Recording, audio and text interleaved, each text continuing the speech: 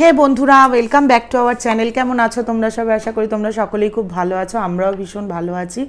তো চলো দেখে নিই আজকে কি কি খাচ্ছি। এখানে আছে খারকোল পাতা বাটা, পটল ভাজা, আলু ভাজা, আম দিয়ে টক ডাল, আর এটা হচ্ছে গিয়ে একদম পাকা কাতলা মাছের দম, মানে ওই সব কিছু মেখে মুখে যেমন আলুর দম করে সেই রকম। চলো খাওয়া শুরু করি। আগে খারকোল পাতা দিয়ে খাই।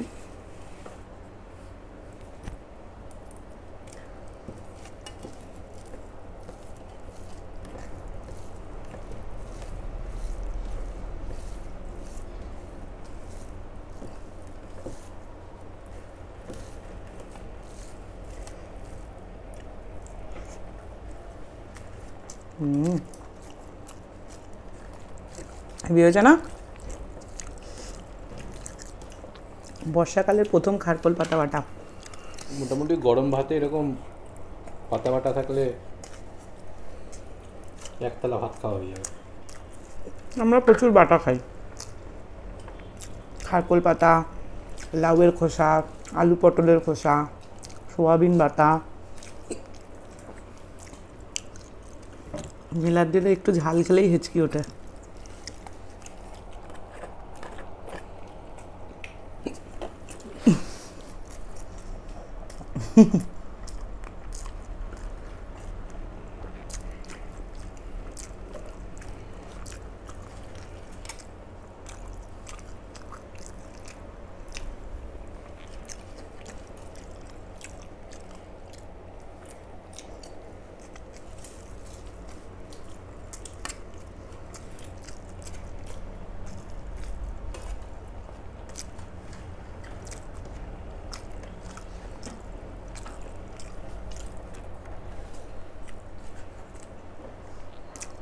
এই ডালটা তুমি নাও।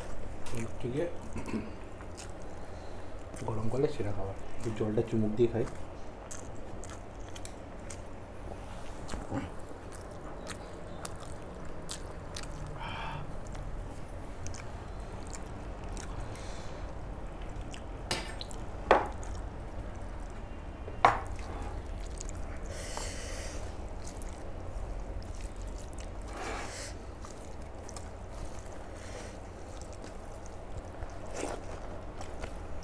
টক হয়নি ডালটা। মাকে বললাম আমি তখনই যে একটু তেঁতুল দিতে হবে।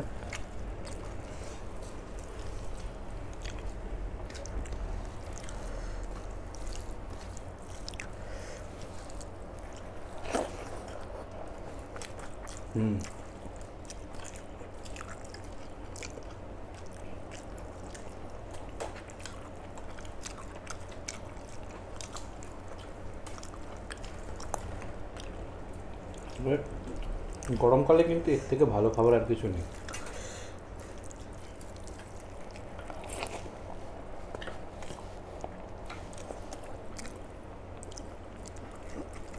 আমরা যেমন খুব টক ডাল খাই, মানে টক ডাল খুব খাই, মানে ডালে টকটা খুব বেশি হয়।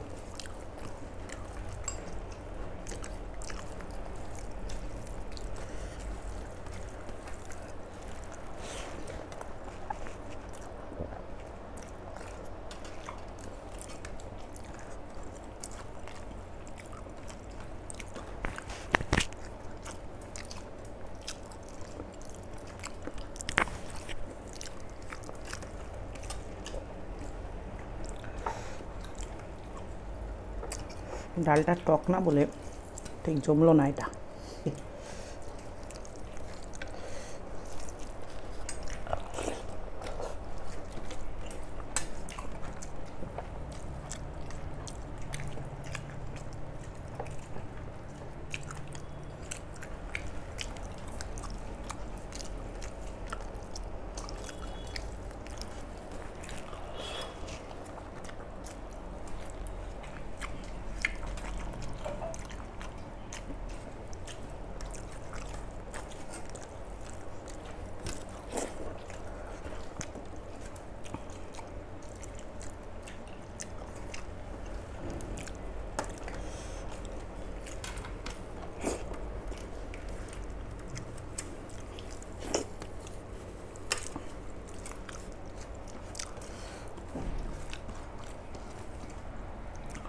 তোমার যেটা পছন্দ তুমি নিয়ে নাও, তারপরে আমি নেব।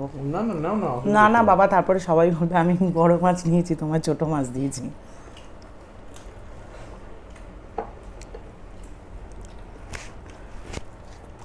একটা আলু ভাজাটা, আর আলুটা নীলার দিয়ে কেটে দিয়েছে, এবি হয়েছে আলু ভাজাটা খেতে। আমি এত ঝিরিঝিরি করে আলু কাটতে পারি না।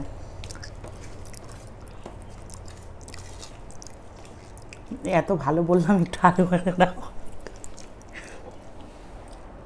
যাও। না, শুধু আলু ভাজা বলে না, যে কোনো ভালো কাজের জন্য একটু ধৈর্য লাগে। আমার অত, আসলে ও তো বছরে একদিন করে আর আমি রোজ করি, ওই জন্য ধৈর্যটা থাকে না।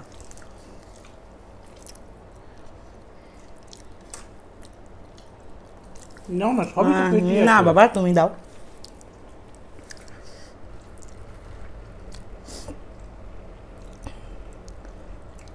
এক মেরা এক তেরা। আমি একটাই খাবো, আগে নাকি খেতে পারি কিনা দেখি তারপর। কেন এত সুন্দর? আর সুন্দর কিনা জানি না, এটা আমি আজকে প্রথমবার রান্না করেছি। ওই এত সুন্দর বল, এটার নাম হচ্ছে গিয়ে কাতলার দম, মানে ওই মেখে মুখে সব একসাথে বসিয়ে দেওয়া। আমাকে একটু দাও ঝোল নাকি? নাও, নিয়ে নাও না, তুমি পুরোটাই নিয়ে নাও, এরপরে নাও, নিয়ে নাও। সবচেয়ে ভালো হবে এরকম করে নিই। এবারে আমি জানি না এটা কেমন খেতে হয়েছে, আমি আজকে প্রথমবার এটা বানালাম, দম কাতলা। 5 ফোড়ন কাতলা খেয়েছিলাম, হেভি লেগেছিল খেতে।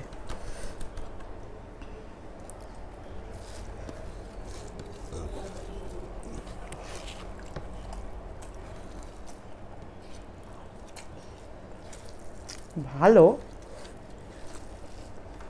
নিজের খাবার নিজেই রিভিউ করছি মনে হচ্ছে।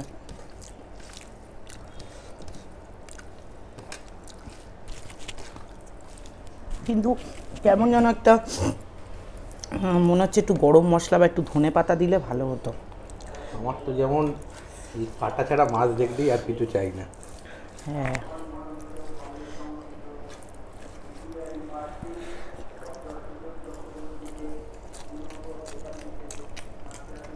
এই কাঁচা কাঁচা মশলা গন্ধ।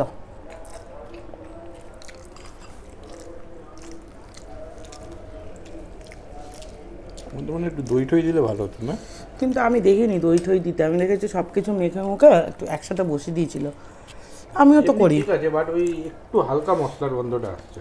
আমিও তো এরকমই করি, মানে অনেক রান্নায় এই কাতলা মাছের তেলটা খেতে যা লাগে না, খাবো।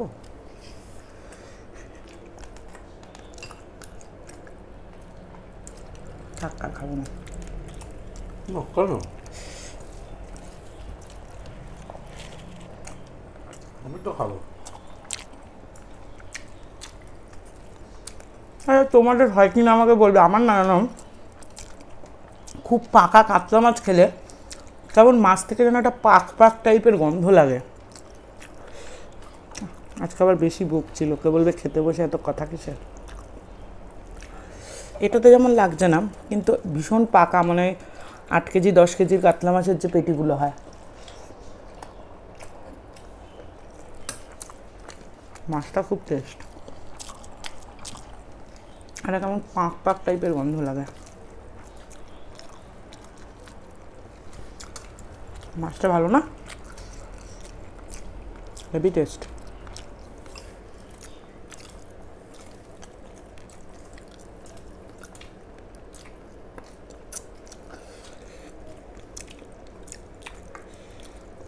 মাছ হ্যাঁ। হালকা মশলার গন্ধ থাকলেও মাছের কিন্তু মানে অ্যাকচুয়াল ব্যাপারটা বোঝা যাচ্ছে। কিন্তু মাছটা কিন্তু কাঁচা মাছ,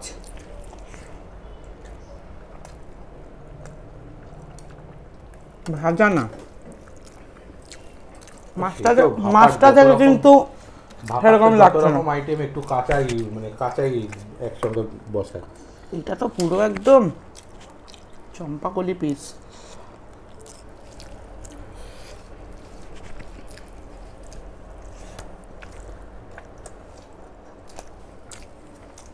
আমি হয়তো রেসিপিটা ঠিকঠাক করে ফলো করিনি বা কিছু ইনগ্রিডিয়েন্টস মিস করে গেছি। না, অতটাও খারাপ লাগছে না কিন্তু।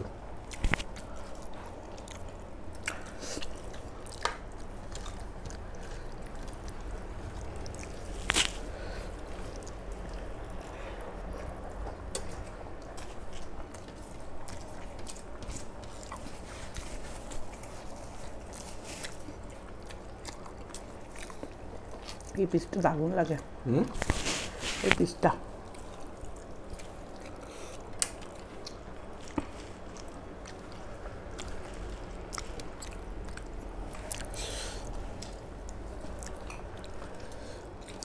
আমরা অনেকদিন মটন খাই না, সবাই বলছে মটন খাই না, মটন খাই না। যা গরম,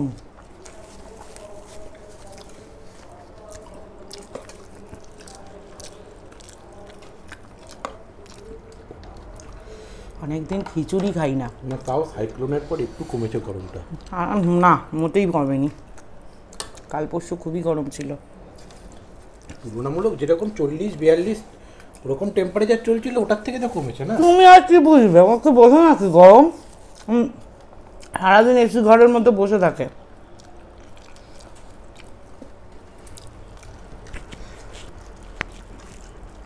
আমরা যারা কাজ করি তারা, মানে ঘরে কাজ করি তারা বুঝি কি গরম। বা যে সমস্ত ছেলেরা বাইরে কাজ করে,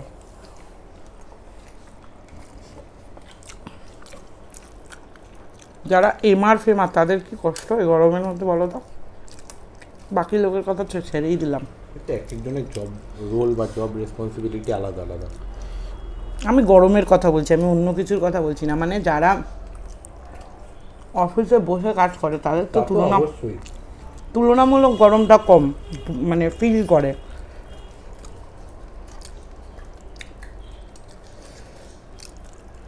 যারা রাস্তায় কাজ করে, মাঝখানের যে গরমটা পড়েছিল, মাছটা দারুণ খেলাম, মানে মাছটা।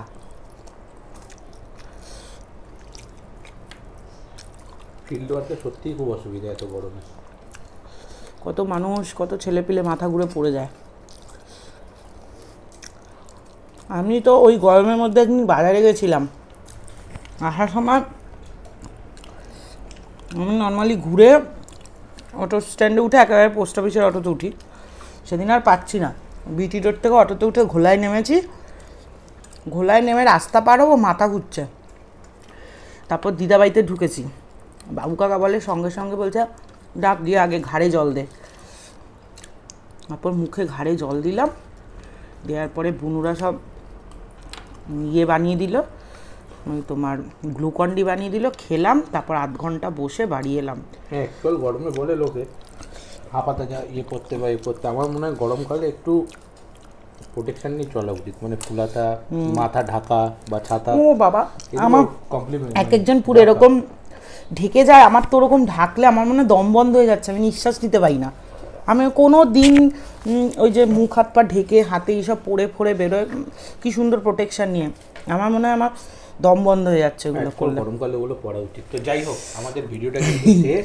প্রচুর বকে ফেললাম, গরমকালে মানে খুব এনজয় করে খেলাম খাবারটা। আর তোমরা অনেকে ভিডিও দেখে যাও, সাবস্ক্রাইব করো না, প্লিজ সাবস্ক্রাইব। হ্যাঁ, আর বেশি বাকি নেই, দয়া করে 1 লাখ করে দাও। আমার একটা স্বপ্ন, মায়ের সিলভার প্লে বাটনের পাশে আমাদের সিলভার প্লে বাটনটা দাঁড়া মানে ঝুলবে। তো প্লিজ প্লিজ প্লিজ সাবস্ক্রাইব করো, ভিডিওটা দেখো, সবাইকে বলো দেখবার জন্য। Thank you. হ্যাঁ, সবাইকে দেখবার জন্য বলো। আবার এটা বললে আবার কিছু মানুষ নিজের মনে করে লেটেস্ট, আমি আজকে যেহেতু গল্প করছি বলে দিই, আমাদের এক একটা ভিডিও আমাদের ফেসবুক পেজে, মানে ধরো আমি তো আমার 10,000-এর পেজটা বন্ধ করে দিলাম হ্যাংলামি দিয়ে, এখন নতুন পেজ করেছি হ্যাংলা আসর। তোমরা বিশ্বাস করবে না, আমাদের পেজের মানে নতুন পেজের ওই 1000 কাছাকাছি হচ্ছে গিয়ে আমার ফলোয়ার। আমাদের পেজের ভিডিও পোস্ট করে যারা, তাদের এক একটা পেজের মানে সব ভিডিওই আমার মায়ের, আমাদের একসাথে, তাদের এক একজনের বিশ্বাস করবে না, কারোর 2 লাখ, কারো 3 লাখ, কারো 4 লাখ ফলোয়ার, এবং ভিউ তাদের এক একটা ভিডিওর 4 মিলিয়ন 5 মিলিয়ন, মানে প্রত্যেকে, মানে আমার মায়ের একটা ভিডিও মানে ধরো শেয়ার মানে 800-900 শেয়ার হচ্ছে, তারা বেশিরভাগ লোকে নিজেদের পেজে পোস্ট করছে। তাহলে আমাদের তো, আমার মা তো আমাদেরকে দেখছেই, সাথে সাথে যে কত ফেসবুক পেজ আমার মাকে দিয়ে পয়সা কামাচ্ছে তার কোনো মানে কুল কিনারা নেই। তো তোমরা যারা ফেসবুক করো তারা স্ক্রোল করলেই দেখতে পারবে, অনেকে আমাকে কমেন্ট করে যে দিদি কাকিমার ভিডিও কোথায় কোথায় পৌঁছে গেছে।